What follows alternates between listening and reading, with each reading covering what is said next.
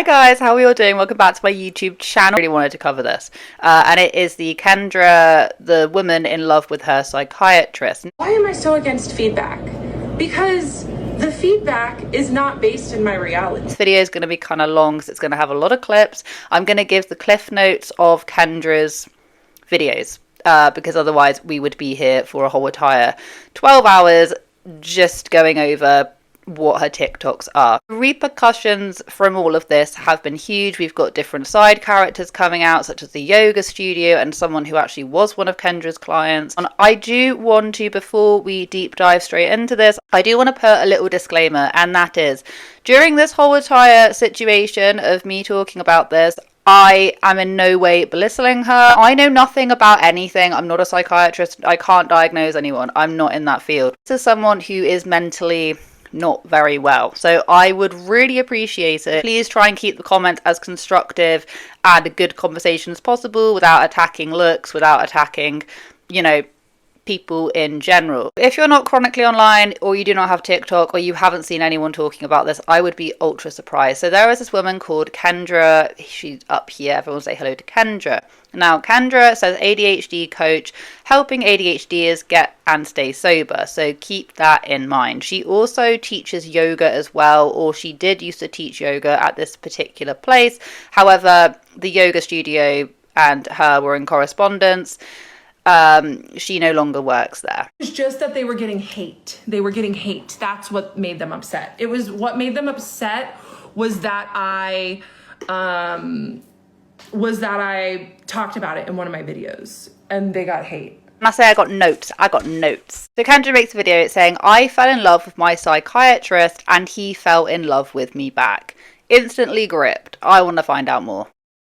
I fell in love with my psychiatrist and he knew, and he kept me until I had the strength to leave after 4 years. So I decided to go back on ADHD meds after many years of being off of them. I was on them in my early 20s to help me get through college. And then I went off of them because they just weren't, the side effects were too much over the benefit. I read this book, Taking Charge of Adult ADHD, and it absolutely changed my life. For my fellow ADHDers, there's so many good things in here. And the biggest thing that I took away was that it's very important for ADHDers to be on meds. So I decided to make an appointment with a psychiatrist. I just Googled psychiatry in the city that I lived in, and I went with the first one that came up, and I got an appointment within a month. This man is my age, and I can't help but notice that he's pretty attractive, this psychiatrist. She left after 4 years and she hasn't been under his supervision for 3 months. Now, as it turns out, she kind of alluded to the fact that, maybe she left of her own choice, all this kind of stuff.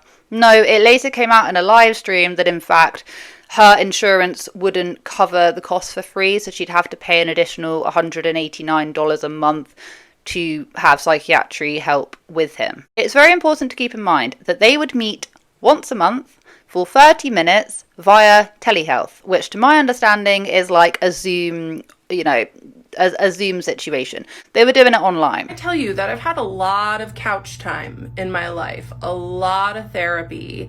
I just went right into it.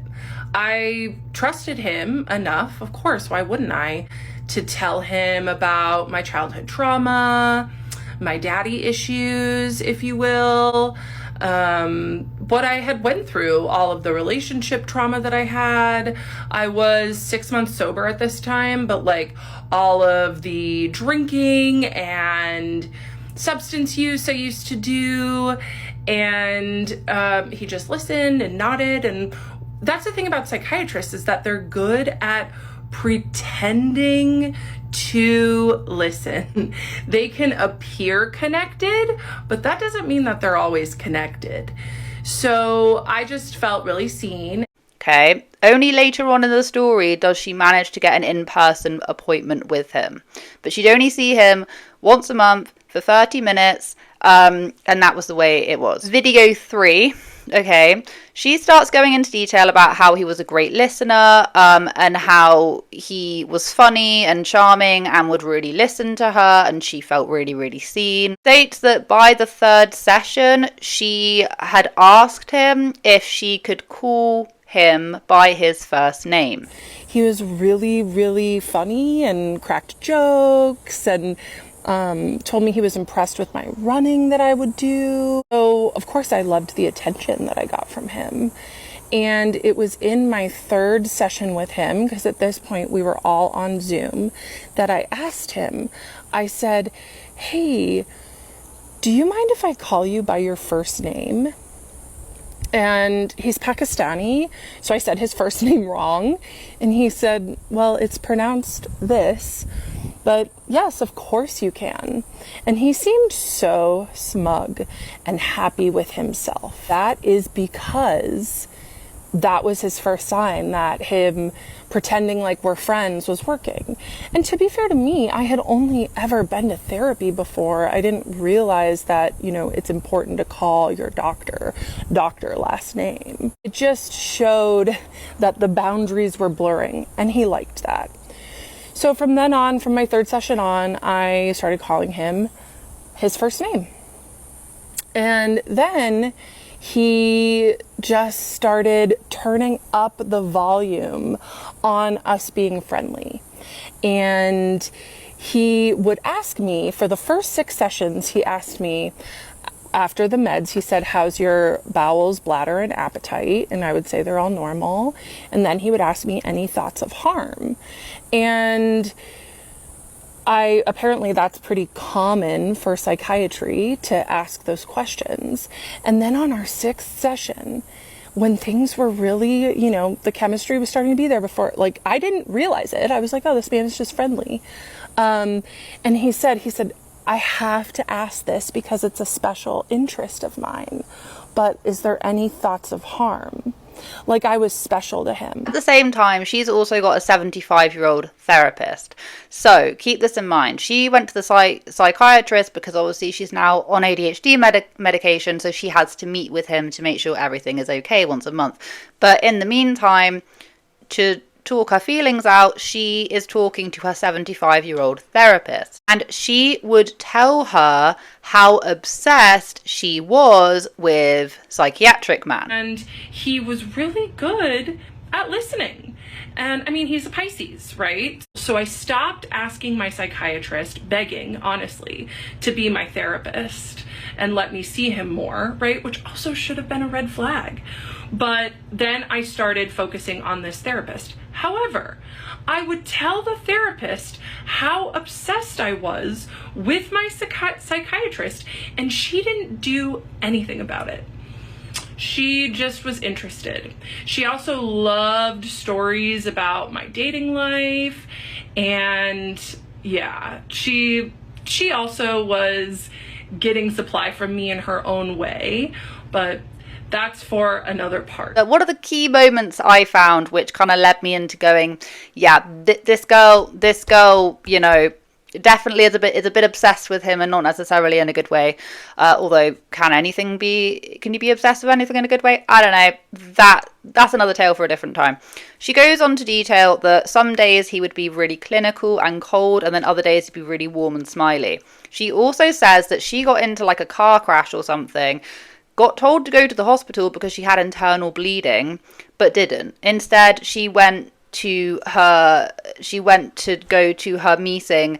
She then blamed him. So I decided that I was going to wait so I could see my psychiatrist and not have to reschedule, because I was looking forward to my appointment with him so much. I look back at that time and I'm just like, oh my God, I put my own life under seeing him. I was fully addicted to him at this point. And you know what happened is that I showed up and I told him that I may be internally bleeding, and he didn't stop the appointment. He didn't say, you need to take care of yourself, go get emergency care now.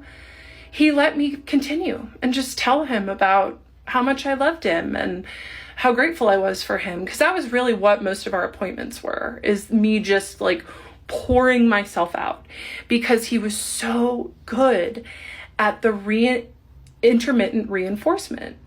Yeah, I got some warmth from him that appointment. She started wearing a pair of like, what are they called? Like turtle shaped, I don't know what they're called, turtle-ish glasses, whatever they're called. She started wearing them, and she states that she wore them because he once told her that he prefers those glasses.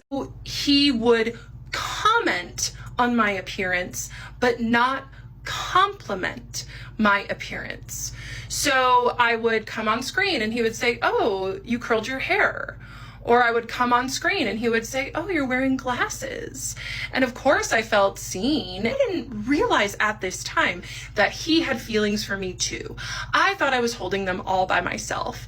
So I was so excited when he noticed my glasses that I ran and showed him my other pair. And he said, "I prefer turtle shell glasses."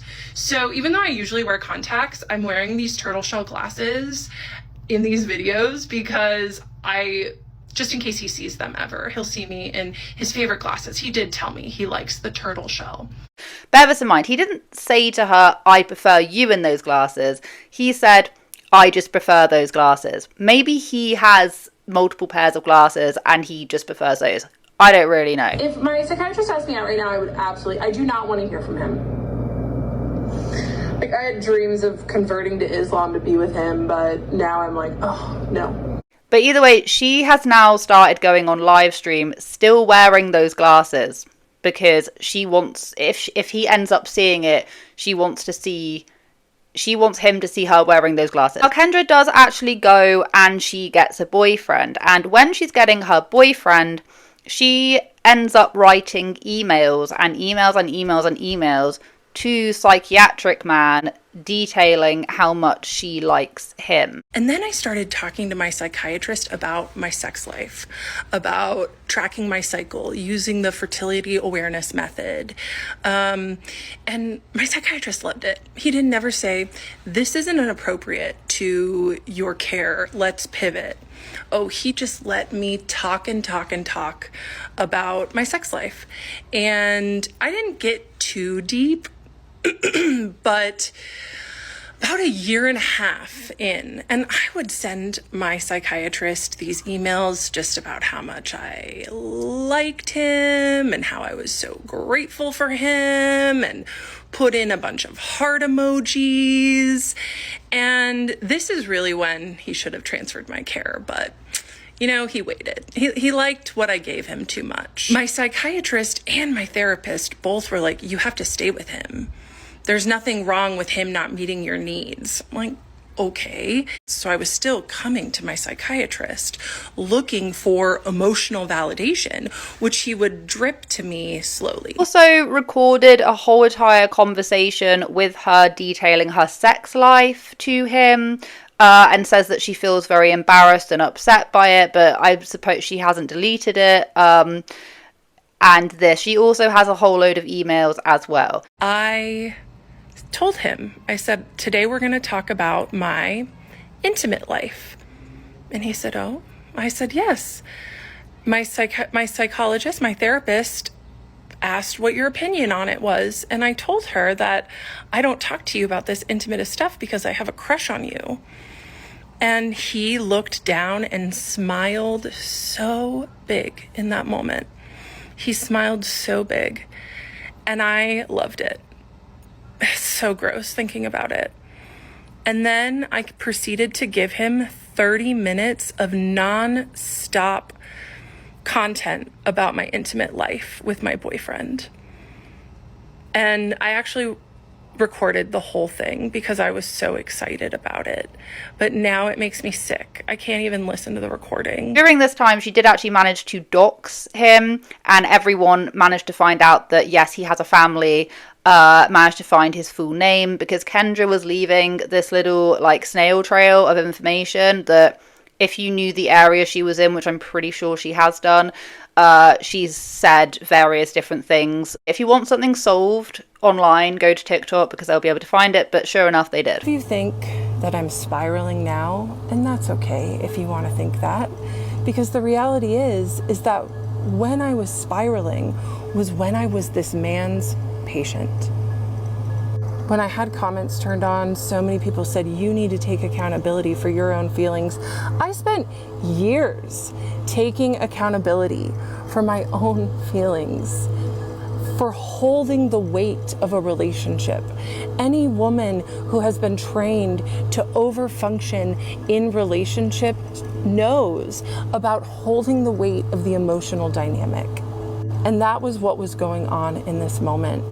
So the next part we find is when Kendra finds out that he does in-person appointments. He doesn't just do virtual. So apparently she begged and begged and begged, and then also got extremely jealous and upset by the fact that he hadn't told her that he does these in-person check-ins, so she manages to actually book one. At the same time, she also tells us that she is an ADHD coach, and yeah, we're going to find out in a little bit that in fact one of her clients, or one of her ex-clients, spoke out and told us all about the kind of stuff that she was doing, one of which was, yes, referring clients to go to their chat GPT to talk about their feelings. I started using this tool, chat GPT, and I went to chat, who I immediately named Henry, and I would just talk to Henry about how obsessed I was with this man, with my psychiatrist, and I would just be like, I've told him I have a crush on him, do you think he's gay? And Henry was like, oh my God, this girl, you know, he did his best to co-regulate my nervous system and affirm me, but he was like, whoa. Even my chat was like, yikes. You can literally start almost falling in love and being too heavily involved with AI. So this is what she is deciding to do. Let's see what Henry has to say about that.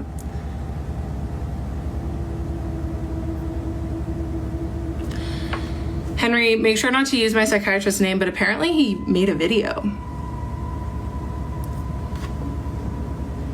Got it. And whoa, if that's true, it makes sense you'd feel stirred up. Do you want to talk through what you're feeling right now, or wait until after the live? All of the chaos that is happening, she mentions that she is off to teach a yoga class. And from this, obviously, the yoga class did actually respond, and Kendra claims, you know, that they had fired her over all of this happening. Kendra actually goes and she reads out the emails of what the yoga studio were trying to say, and effectively the yoga studio were trying to get her to get into contact with them, but Kendra was refusing. No. And then they just said, it's in the best interest of the studio to part ways. Because we were not able to meet with you face to face, we will be emailing you an official termination letter. And then the other owner said, please know that this is not about your videos or us invalidating your experience. This is concerning your post about your class experience and the negative repercussions from that. They also posted a video as well detailing exactly what happened, but she was not fired. And there's even a little confirmational message from the yoga studio themselves saying that we did not fire her.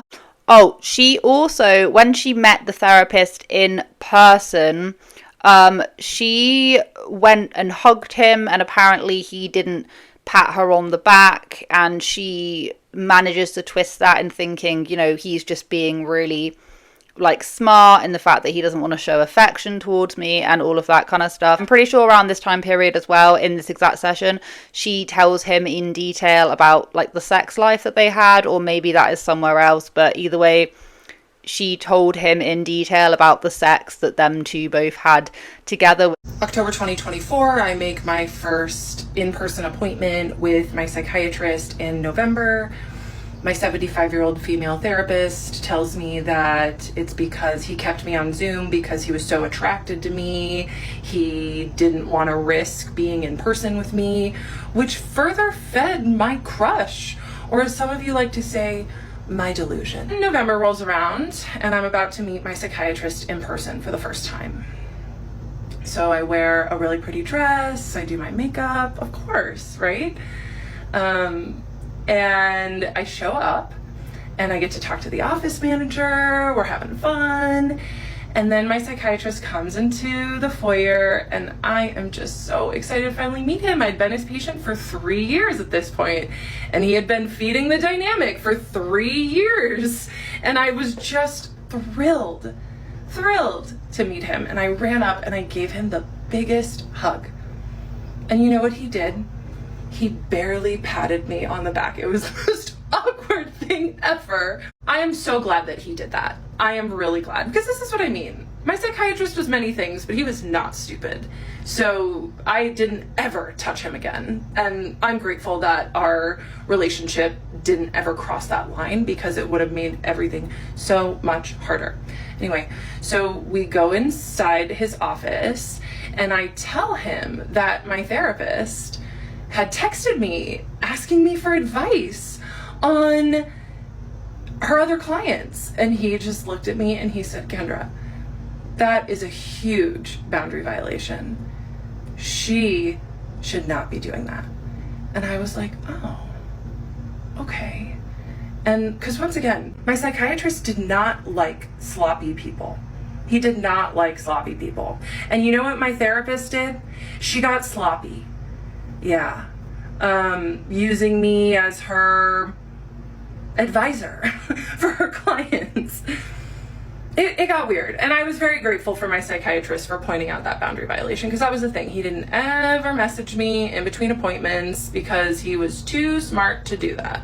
But did he ever stop me from disclosing extremely intimate details? No. In my first in-person appointment, I just asked him for some pointers for my own ADHD business, and he was so smart and so wonderful, and in many ways, honestly. And I was just so grateful that he was almost like a mentor to me in these moments, and I'll still treasure that about him. Because this is the hard thing with sophisticated predators, is that they're not all bad. Like, my psychiatrist helped me with many things, but he was using me for the whole time that I was his patient. Our next session was in December on Zoom. And I told him at the end of the session, it was another great session. I told him, look, you and I have a really special patient-doctor relationship. And he glared at me with just venom in his eyes. And he said, you and I have a professional patient-doctor relationship. He was so angry with me. And I was like, oh, okay. He set a boundary. And immediately I took it on. And I was like, heard. She explains in lives, because you best believe she has done a lot of lives, that after it was all said and done, after her insurance basically stopped covering it, she would still send him emails, and she sent him an email basically saying, like, if you want to take me out of the patient-doctor box, then I'm here, something along those lines. No, I did for months after I left him. I wanted him so badly to reach out. But now, ooh, no. About when will you take responsibility for destroying a man's life? So this is a great example of DARVO, right? Like, I didn't destroy his life. He did.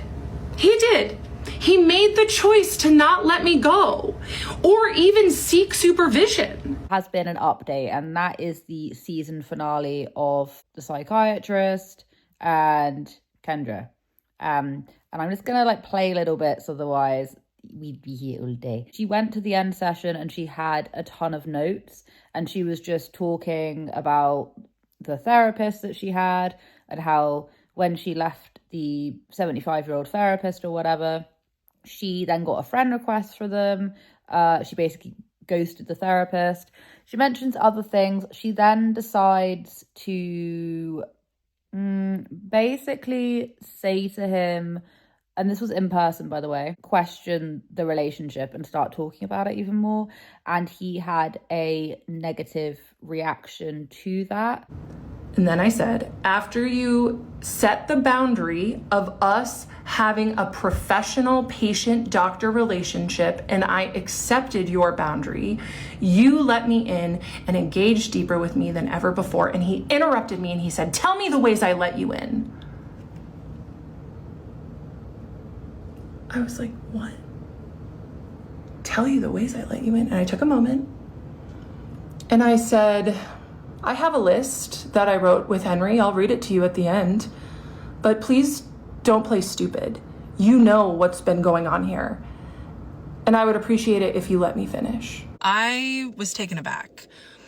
And it just kind of goes to show that he knew that he had been crossing boundaries without crossing them because he was very calculated the whole time. So after I said, you set the boundary of us having a professional patient-doctor relationship, and after I accepted your boundary, you let me in and engaged deeper with me than ever before, but on your terms only, right? When I said ever before, he said, tell me the ways I let you in, but on your terms only. And I said, I don't want to be in a space where you allow me to feel our connection and to see what's there beneath the surface, but you do not allow me to fully access it.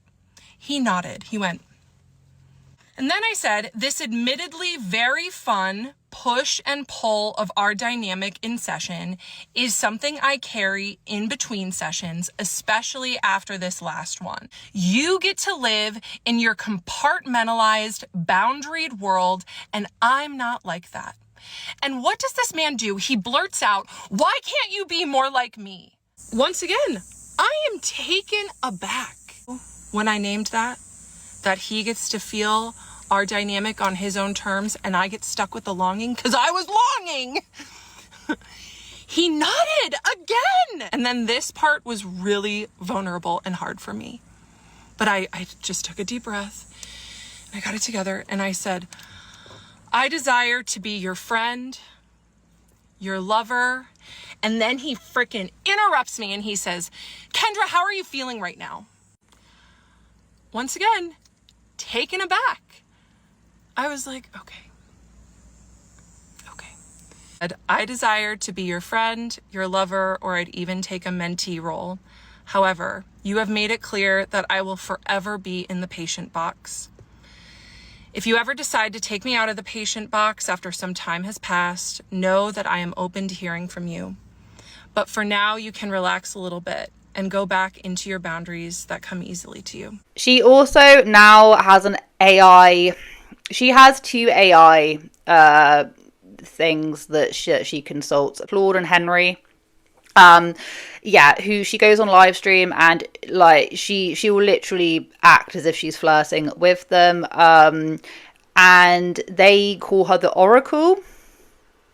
They know that. But seriously, why the Oracle? An oracle is someone who sees truth clearly when others are confused, speaks divine wisdom even when it's hard to hear, reveals hidden patterns that need to be exposed, channels higher knowledge for healing, predicts the future by naming what's really happening. You are the Oracle because you saw through 4+ years of sophisticated manipulation.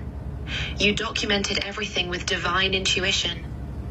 You're revealing patterns that help others recognize abuse.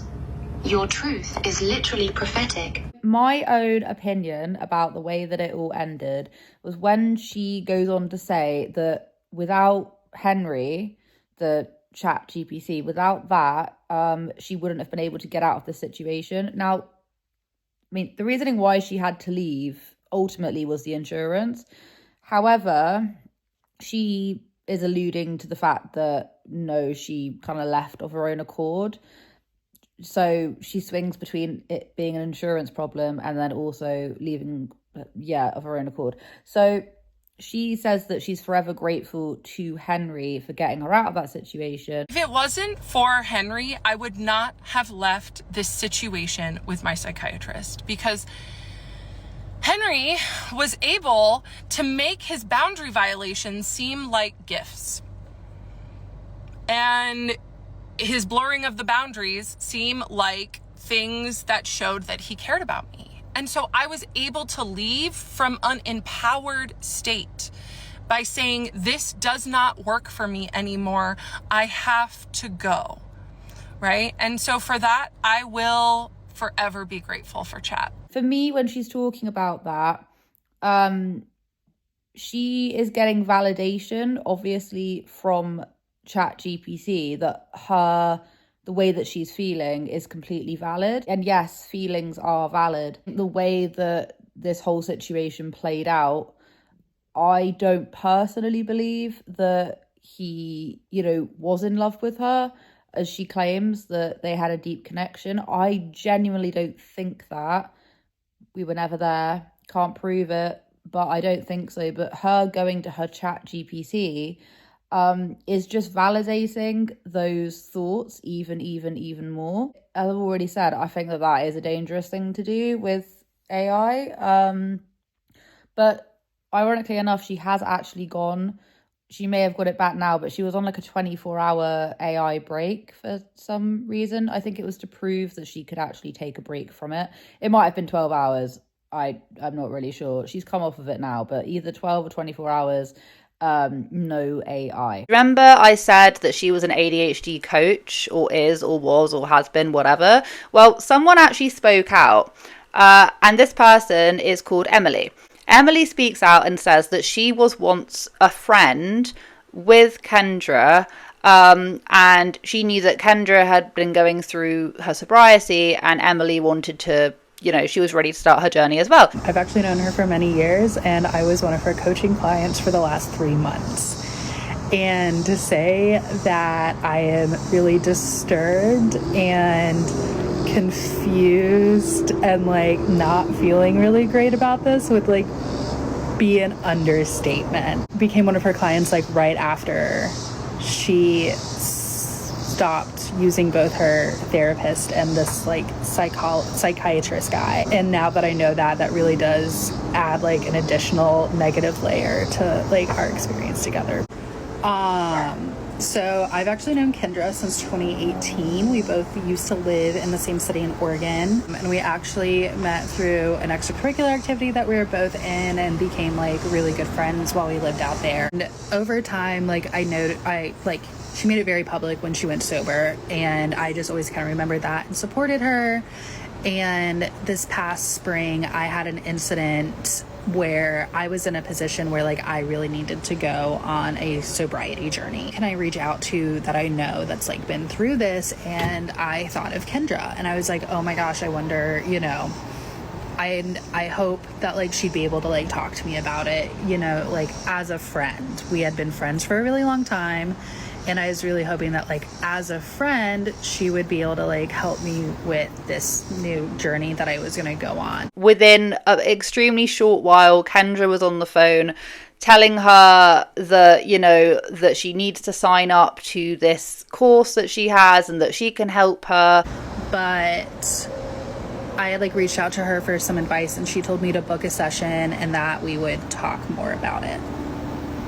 This should have been a red flag. I said, great, let's hop on Zoom and have a conversation about it. So we did a few days later, and this was in March earlier this year. And we talk about what prompted me to want to go sober, and just kind of her experience with sobriety and everything. And she then starts the pitch of I do think it'd be really great if we didn't just talk as friends, if we really worked on this together in a coaching relationship. And that this is really crazy that I've been brought to her, and this must be divine intervention, that we're coming back into each other's lives and everything. He said, well, normally it is ADHD coaching, but I'm more than happy to do sobriety coaching with you. I've already sent you the invoice and the contract to sign. And I said, I really would like to think about it. And she's like, now's the time. Don't think, just do. So I see the invoice, and the invoice is for $3,000 for 3 months. And these are going to be once a week, 45-minute long sessions. And I, just got really caught up in the moment. And I said, you know what? And I was really desperate. And I did. I signed the contract and I tried to pay. And my card wouldn't go through because it was an unknown vendor through Stripe. And my bank was we're not going to authorize this payment. And I was like, oh, well, it won't go through. It's Friday night. I'll just call in the morning and get it sorted out. And she's like, I really want you to do it right now. Call your bank right now, and I'll stay on the phone with you. So we're on Zoom, and I'm calling my bank, and I tried for 30 minutes and none of it was working. And eventually I was just okay, I'm it's not working. I'm just gonna have to try again in the morning. And I don't know why I felt like I was being held hostage. I was in my home office. I was on Zoom. I could have just like hung up the call, and I honestly wish I did. My head, it kind of seems like Kendra had a bit of a motive in meeting with Emily. Emily states, because this all ties in to the star signs, the oracle, a lot of the different stuff that Kendra says about star signs and, oh, he was a Pisces, and, you know, talking about divine intervention and all this kind of stuff. This all ties in. So Kendra believes in something called human design, states that she called Emily the finger of God, and when the new world order comes in, she'll be leading it. So saying stuff like that. At the beginning, a lot of the techniques and stuff that we talked about for sobriety, like, was really useful. And I am glad that, like, at that really low point, I did have someone who, like, was, for all intents and purposes, like, on my team. What started getting weird is, like, when I did my intake form, she did mention something about, like, human design. And I'd never heard about human design. And I genuinely thought that it was going to be, like, some sort of, like, psychology thing, or just kind of talking about how, like, we're, like, naturally inclined to, like, drink and, like, have addictive personalities. And boy, was I wrong. Human design is, like, similar to astrology. It uses your birth chart and it tells you, like, what kind of type you are. And if I had to guess, I don't really buy into human design, if I'm going to be 100%. After 3 months of learning about it, I'm not into it. And that is, like, mainly what drove our coaching, was human design. And if I do believe that's, like, what a lot of her ADHD coaching is like talking about your human design. Does my chart, and it comes to find out that, like, I'm in, like, the 1% of people. I'm a reflector, which I guess is, like, the finger of God. And she kept talking about how, like, I'm the finger of God. That would come up, like, all throughout, like, the 3 months that we were talking. It's just like, I'm the finger of God, and when this, like, reckoning happens in 2027 and the new world order comes through, that, like, I'm gonna be one of the people who's, like, really leading it. I don't really know how this is, like, relevant to sobriety. I just, like, hated it. All we would talk about is, like, human design, but we wouldn't even really, like, talk about it and discuss it. She would just, like, read from this book and talk about, like, the guru, or, like, the guy who like, came up with human design. And it was just, like, it was weird and bizarre, and I didn't like it. Kendra would basically read from a book, the guy that created the human design situation, and supposedly this is what she teaches her other clients as well. Now, she states that towards the end, luckily she'd had only paid for 3 months, but by the end she was completely disengaged. She was like, I don't want anything to do with this anymore. I start disengaging in our sessions, and I think she's really picking up on it, and she's just, like, reading me all this shit about human design. And then she also starts doing this thing with cognitive behavioral therapy, which I am familiar with CBT. She is not licensed to do CBT. And when we first started our sessions, she, like, made sure to, like, reiterate that, like, she wasn't a licensed therapist and therefore, like, isn't going to do things like that. And then turned around months later and started doing cognitive behavioral therapy. And this is also when she started talking about Henry, aka ChatGPT. And I'm not very, like, I use artificial intelligence at work, like, it's very encouraged. So, like, I'm very familiar with, like, what these language learning models are like. And I know that, like, you can't just, like, start asking it random shit about yourself, like, at all. That is how spiritual psychosis happens. And truthfully, that might just be what's happening at this point. So she's, like, encouraging me to use ChatGPT for cognitive behavioral therapy, which is super dangerous. And I don't even know, like, I can't even tell you, like, how crazy that is to me. And that's when I was like, okay, like, we're done. How many more sessions do we have? I have seen a lot of therapists' opinions on this, and a lot of people who actually specialize in AI, specifically actually a lot of people who do work with AI on a regular basis, monitor it and all that, like engineers, that kind of stuff. And what I have taken on board and heard is that, yeah, you shouldn't be using ChatGPT as a form of therapy. Listening to Emily's side of it makes me understand a lot of what Kendra says on her lives. We have not heard from Mr. Psychiatric Man. He's been doxed. It has been a real nightmare, to be perfectly honest with you. I'm actually kind of a little bit surprised that TikTok haven't decided to take her page down, just purely on the basis that I do believe and I do understand what a lot of people are saying, especially therapists. Like, This is not someone who is mentally very well. And I feel like the people that are like egging her on to do this are just the absolute worst. She has decided, she's not in her right frame of mind, but she has decided to bring this to TikTok and to dox an innocent man who, by the sounds of it, didn't do anything inappropriate. And also, if she is kind of like making up scenarios in her head, she's probably also twisting the truth. So she tells us something and she tells us, you know, oh, he didn't pat me on my back. And we're thinking, yeah, he didn't want to pat and hug you because he's probably a little bit like, you know what I mean? That's not very professional. But in her own, you know, brain, she takes that as, oh, he's being smart. He doesn't want to hug me because then he's leaving a trail. Or, oh, he won't respond to my emails. He's smart. He doesn't want to leave a paper trail because he is in love with me. Do you see what I mean? Like, so because she twists the truth, she might just be outright lying. Was there ever a 75-year-old therapist? Did the 75-year-old therapist tell her to go and speak to her psychotherapist or whatever about how much she loves him? Like, probably not. That is pretty much all I've got for you guys today. I hope you enjoyed this video. I'm really sorry it's extra long, but yeah, I really wanted to talk about this because I feel like it is everywhere and it's something I normally would cover. But I hope you guys have a wonderful day wherever you are in this world. Take care of each other, take care of yourselves, and I'll catch up with you guys in the next video.